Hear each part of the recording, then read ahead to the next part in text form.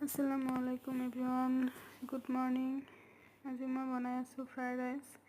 মই কেৰাহীত অকণমান তেল লৈ তাতে পিঁয়াজ, কেঁচা জলকীয়া আৰু অকণমান চিকেন টুকুৰা কৰি কাটি দি দিছোঁ। এইখিনি অলপ সময় ভাজি লৈ কিনে আকৌ ইয়াতে মই দি দিছোঁ সিজাই থোৱা বুট অলপমান। তাৰপিছত দি দিছোঁ অলপমান জিৰা পাউডাৰ, অকণমান নিমখ আৰু অলপ আদা পাউডাৰ।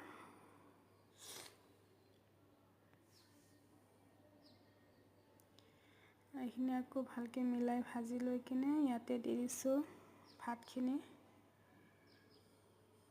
এতিয়া ভাতখিনি ভালকৈ মিলাই ভাজি ল'ম।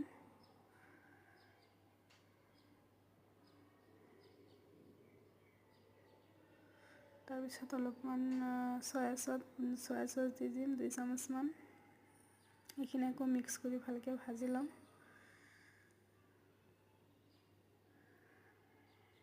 হৈ গ'ল মোৰ ফ্ৰাইড ৰাইচ। এতিয়া মই 2টা কণী প'চ কৰি ল'ম। হৈ গ'ল ৰেডি আমাৰ ফ্ৰাইড ৰাইচ।